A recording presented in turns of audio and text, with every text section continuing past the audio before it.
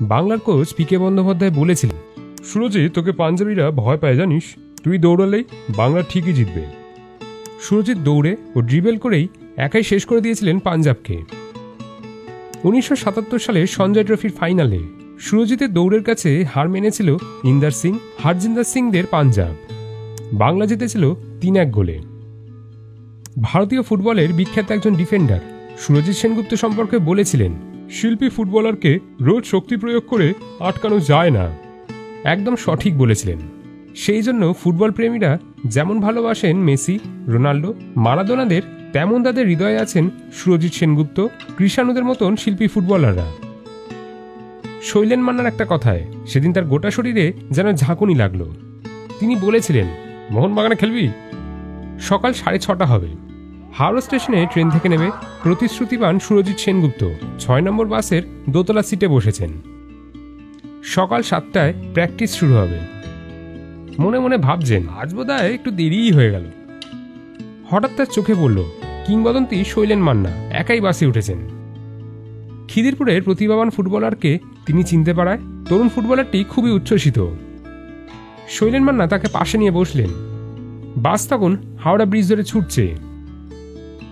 শৈলেন মান্নার কথায় বুঝতেই পারছেন না, শুধু বললেন, আমি কি খেলতে পারবো মোহনবাগানে? আপনি কি উপদেশ দেবেন?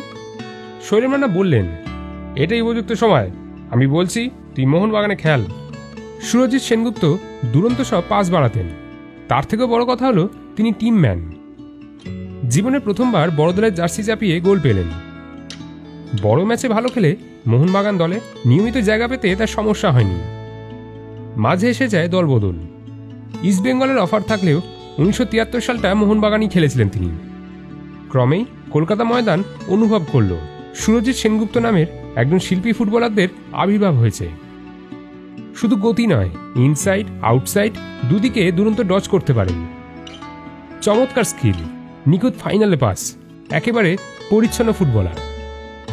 73 সালেই সমর্থকদের মুখে গুরুডাক শুনেছেন সুরজিৎ। 74-এ দলবদলের আগে মোহনবাগানে কেউ সুরজিৎকে একবারও বলেননি যে তাকে দলে রাখা হবে। দলবদল করে লাল হলুদ শিবিরে এসে সুরজিৎ সেনগুপ্ত নিজের প্রতিভার প্রতি সুবিচার করতে পারলেন। প্র্যাকটিস শেষ হয়ে গেলে সুধীর কর্মকার মুচকে এসে বলতেন, কি সুরজিৎ, আজ 1:1 হবে না? আর এর মাঝেই ভারতীয় দলে সুযোগ পেলেন তিনি। 74-এর এশিয়ান গেমসের আগে ভারতীয় দলের জার্সিতে মালয়েশিয়ায় দুরন্ত ফুটবল খেললেন তিনি। সেখানে তার গতিকে আলফা রোমিও নামের দ্রুতগতির গাড়ির তুলনা হয়েছিল। তখনও সুরজিৎ সেনগুপ্ত সম্পর্কে ফুটবল প্রেমীদের অভিযোগ, তিনি বড় ম্যাচে খুব ভালো খেলেন না, গোল করতেও পারেন না। মনের দিক থেকে অভিযোগের যোগ্য জবাব দেওয়ার জন্য বেছে নিয়েছিলেন 1975-এর আইএফএ শিল্ড ফাইনাল। সামনে চিরপ্রতিদ্বন্দ্বী মোহনবাগান। সেদিন 3:15-এ খেলা শুরু হবে। 2:30 বেজে গেছে, অথচ সমরেশ চৌধুরী ক্লাব টেন্টে আসেননি। খেলোয়াড়দের ড্রেস চেঞ্জ করার সময় হয়ে এসেছে, ওদিকে ক্লাব কর্তারাও চিন্তিত। হঠাৎ চটি পায় পিন্টু অর্থাৎ সমরেশ চৌধুরী হাসতে হাসতে সুধীর কর্মকারকে বললেন, এত সিরিয়াস হওয়ার কি আছে, খেলা তো মোহনবাগানের সাথে। সুধীর, তুইও এত তাড়াতাড়ি জার্সি পরে ফেলেছিস, কি অবস্থা। মোহনবাগান সে বছর দল হিসেবে একটু দুর্বল ছিল। সুব্রত ভট্টাচার্য, প্রসূন ব্যানার্জিরা তখনও সেভাবে তারকা হয়ে উঠতে পারেনি। সেই ম্যাচে ইস্টবেঙ্গল হারিয়ে দিল মোহনবাগানকে 5-0 গোলে। ম্যাচের প্রথম গোলটি আসে সুরজিৎ সেনগুপ্তর পা দিয়ে। অন্তত প্রমাণিত হলো বড় ম্যাচেও কথা বলতে পারে ফুটবলের শিল্পী সুরজিতের পা। 1979-এর শিল্ড সেমিফাইনালে ইস্টবেঙ্গল পিছিয়ে পড়েছে 1-0 গোলে। লাল হলুদের সুরজিৎ সেনগুপ্ত ডান প্রান্ত দিয়ে আক্রমণ করছিলেন। কোরিয়ার 2 ডিফেন্ডার এগিয়ে এসেছিলেন, কিন্তু সুরজিতের আউটসাইড ও ইনসাইড ডজে ছিটকে গেলেন কোরিয়ার 2 ডিফেন্ডার। আর এদিকে কোরিয়ার গোলরক্ষক একটু এগিয়ে এসেছিলেন। এক পলকেই কর্নারে লাগোয়া 0 ডিগ্রি কোণ থেকে নেওয়া সুরজিতের রামধনুর মতো বাঁক খাওয়ানো শট আটকে যায় জালে। অনুশীলনে এরকম গোল সুরজিৎ সেনগুপ্ত বলে বলে করতেন। অবিশ্বাস্য গোলের পরে ইস্টবেঙ্গল জয়ী হয়েছিল।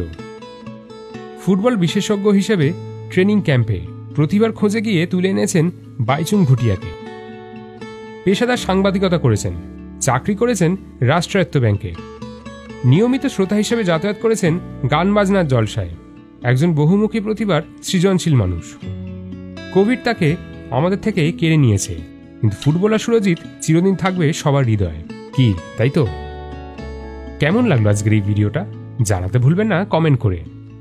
নানা বিষয়ের উপর ভিডিও দেখতে হলে এই পেজটি ফলো করুন।